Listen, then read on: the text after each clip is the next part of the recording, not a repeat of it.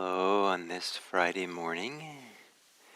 Hello for this day after for people in the United States, day after Thanksgiving. And perhaps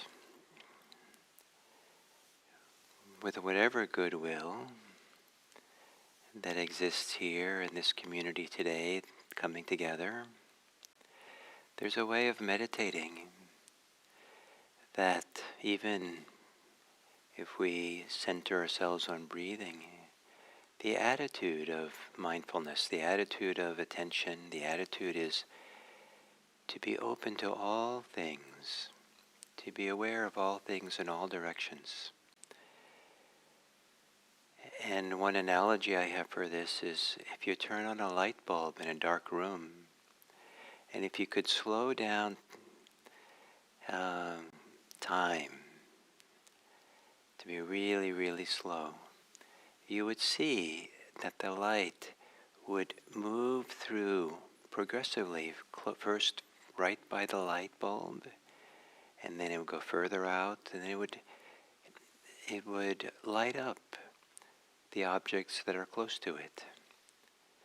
And then it would light up the objects further away, and further away, and further away. But it would light up, go out in all directions, the light bulb, and kind of equally, freely, openly, to touch whatever's there.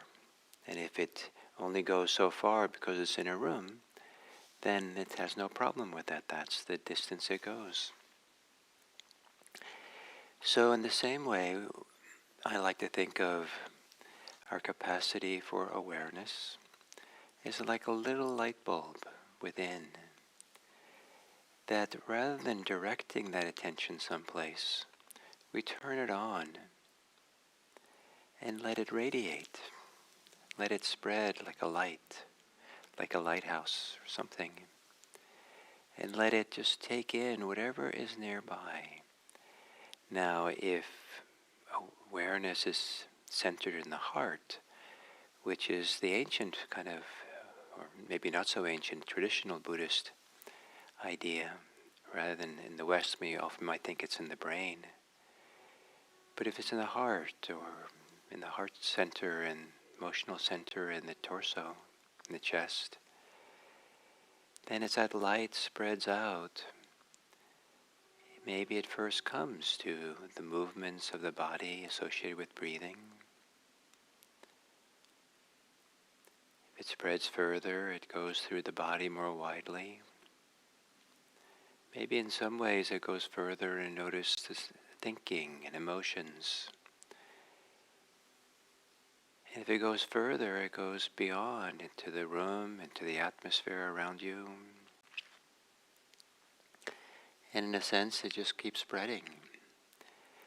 And your awareness, the light of your awareness, is ready to take in anything that comes under its gaze.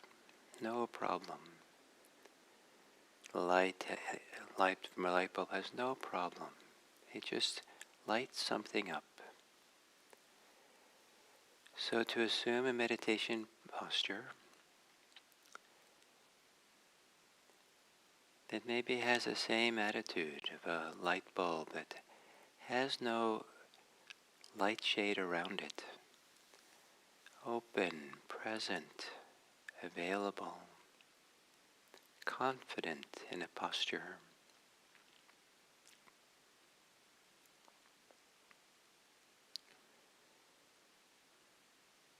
And to gently close the eyes.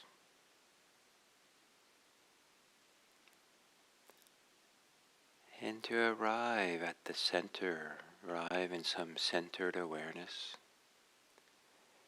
You might take a few long, slow, deep breaths.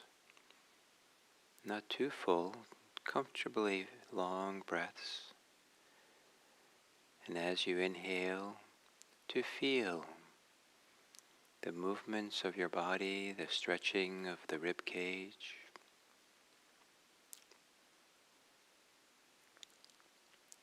And as you exhale, a relaxing, a settling.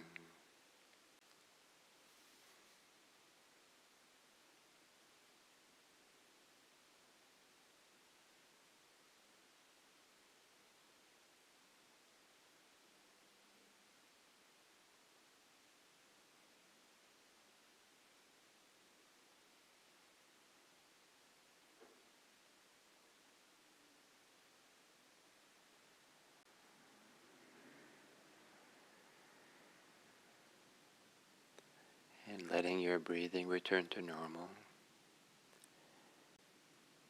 And continue relaxing a bit as a way of settling, removing the cover from your light bulb. As you exhale, relaxing the muscles of your face.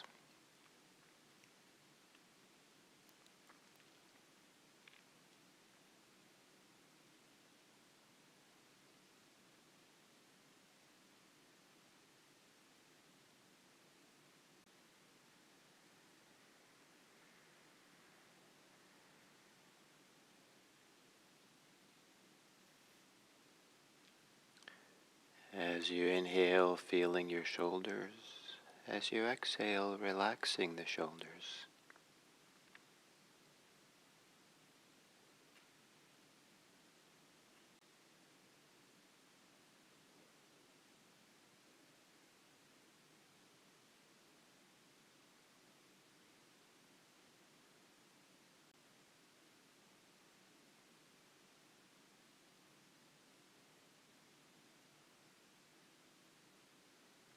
Inhale, feeling the chest. Exhaling, softening in the chest.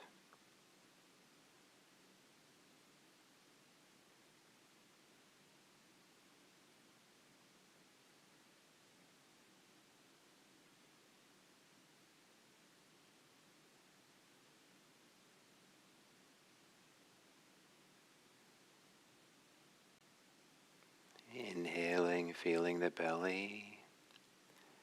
Exhaling, softening in the belly.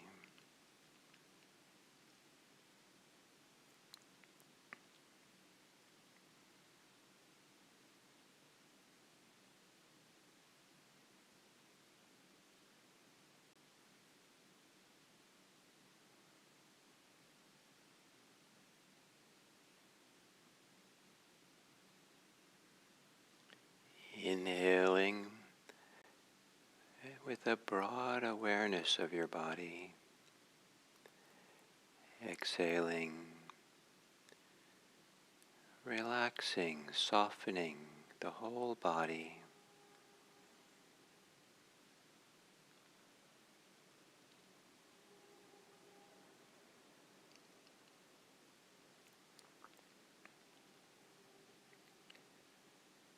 Breathing in, breathing out. Gentle, soft, feeling the body breathing on the inhale. Softening on the exhale.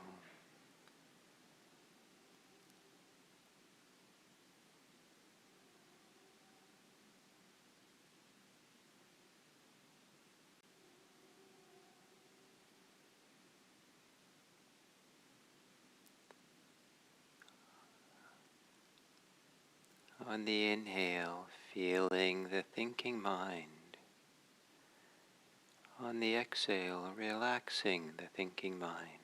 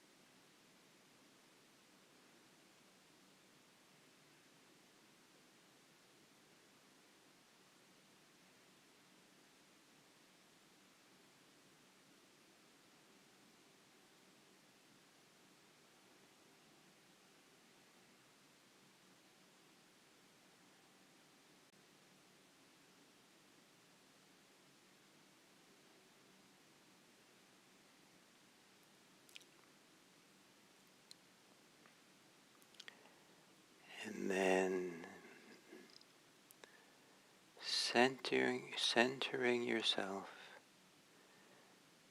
in the area of breathing.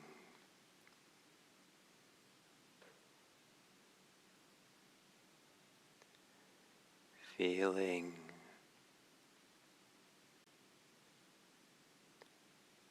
allowing for the inhale to occur.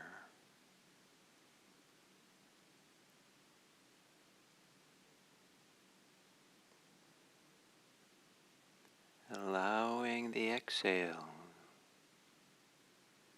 all the way to the end of the exhale.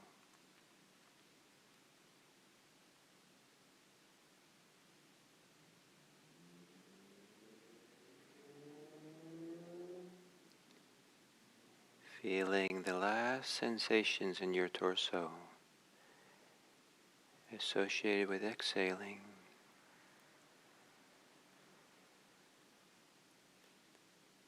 That might be the place where the inhale begins.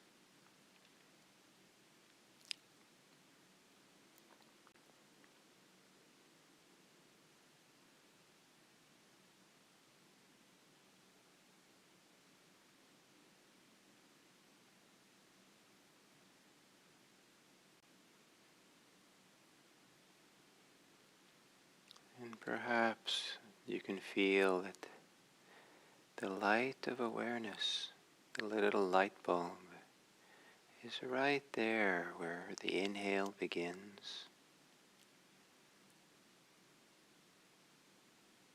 Or maybe you have another place within, a still, quiet place, where the light of awareness can shine, be open equally to everything.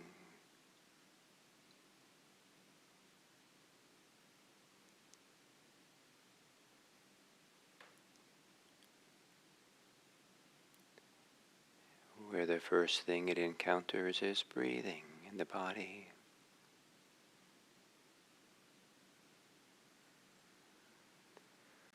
And whatever else comes into the range of the light, just let it be known with the same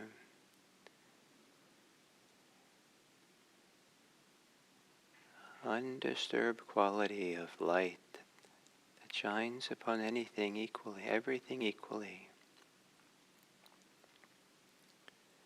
Allowing your light to spread as far as it wants to spread.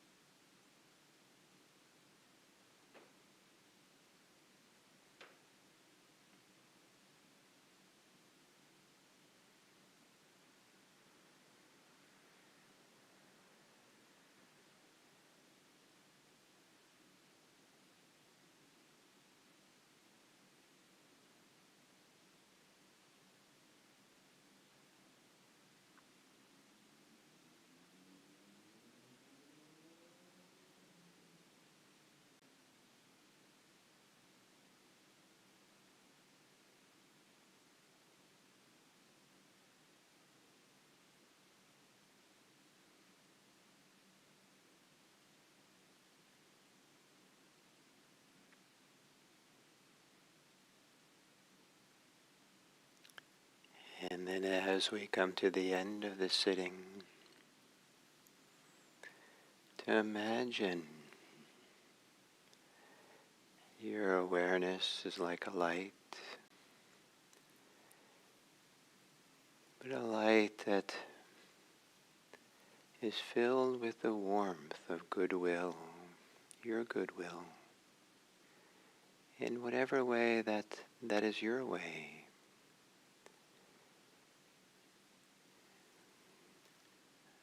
There's different colors of light. Some are warm, some are cold, some are bright.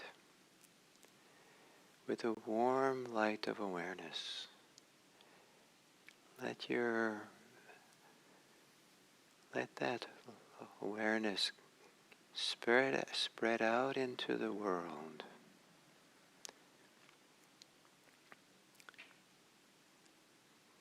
Spreading to your neighborhoods,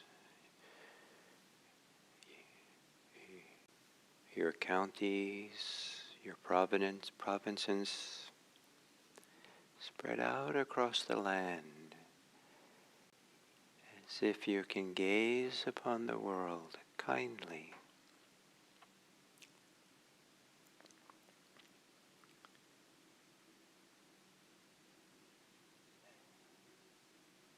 As if every light ray from your inner light is a touch of kindness that touches the world. As if you do have the ability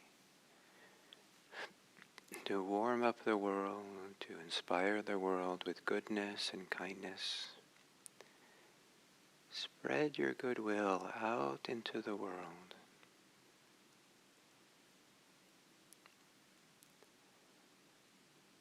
Maybe riding on the wish that you can silently repeat after me. May all beings be happy. May all beings be safe.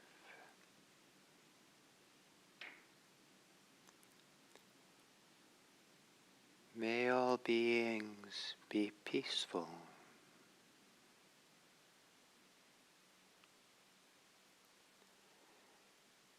May all beings be free.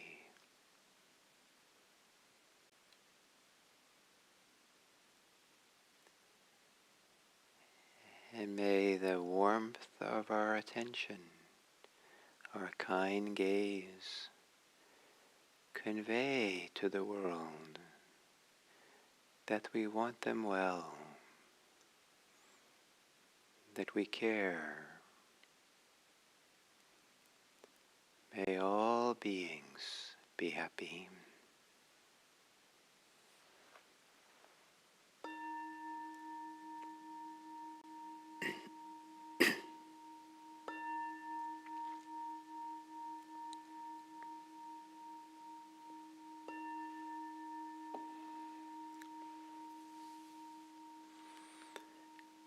Thank you.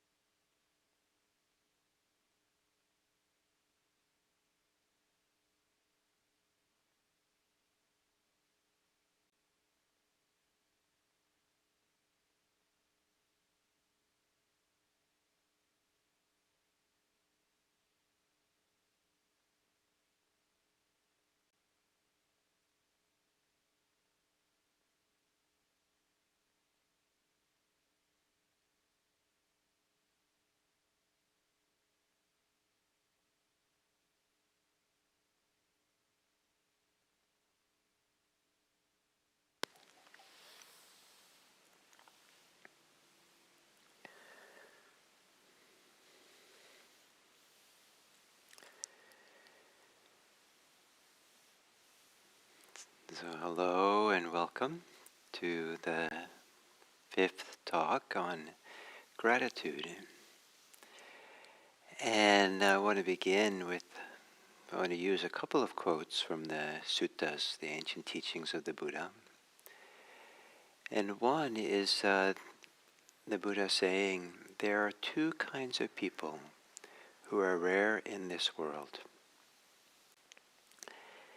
The one who helps and the one who is grateful. The ones who help and the ones who are grateful. And they need each other because there's a circle of giving, a circle of receptivity that allows the gift to continue down through the ages. The wheel of giving and receiving, the wheel of generosity and care, and the wheel of being cared for, of receiving generosity.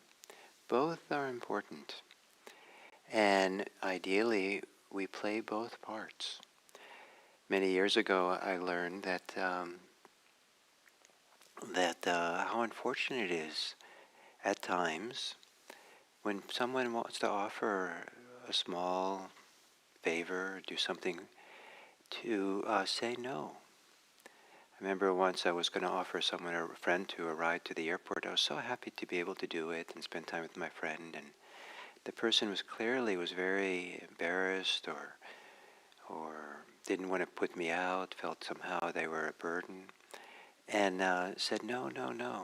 So I kind of let go, and I thought to myself, oh, this is so unfortunate. I had this wonderful, delightful feeling. I wanted to do something for my friend, and it didn't go anywhere. So this idea of receiving and then being grateful, offering gratitude and thanks is a form of generosity. So it keeps it going. But these two things, these are rare in the world, those who help and those who are grateful.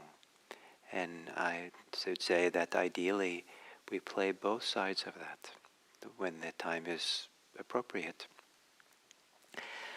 I'm inspired by a story or an account in the suttas of a meeting of the Buddha with, or the meeting of King Pasenadi with the Buddha.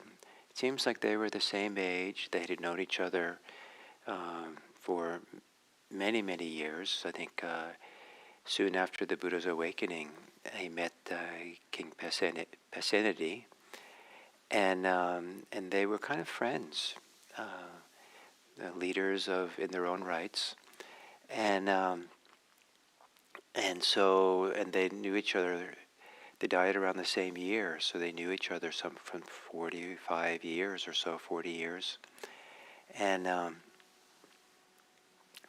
so near the end of that time, the king comes to visit the Buddha, and he bows down to the ground when he sees the Buddha, and he exclaims, "I am King Pasenadi. Bante, I am." Bante is kind of like means sir. Bante, I am King Pasenadi. And I think in India, or in ancient India especially, maybe it seems very odd, maybe for some people in the United States, that you would twice kind of declare who you are in the presence of a wonderful, great person. But there's something about the king kind of making it public that, yes, this is who I am, and I'm bowing down to you fully. This is in the fullness. All of who I am is here, bowing down to you. And the Buddha says, why is it that you show so much gratitude and loving kindness to me to do this? So that was kind of a wonderful question. Why?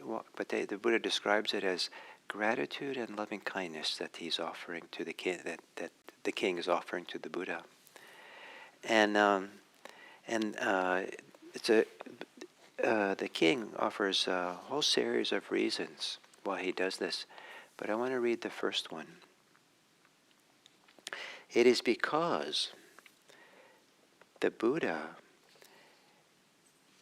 basically saying to you, it's because you, Buddha, because you, it's because you practice for the welfare of many people, for the happiness of many people. You establish many people in the noble practice, that is, the path of the good Dharma, in the way of the wholesome Dharma. It is for this reason I honor you with displays of loving kindness and gratitude. So, so the Buddha is one of those who helps people. And he received the honor and the kindness of the king by asking him, why is it? And so he accepted it, and then he let it continue. He heard what the king had to say. And maybe he knew this was being recorded. And I just love the idea that the king would see that this is what the Buddha is about, living for the welfare and happiness of others.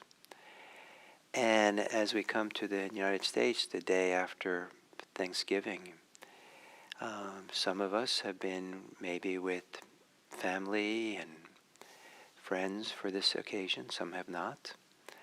And but it is a kind of coming together and to a small group often.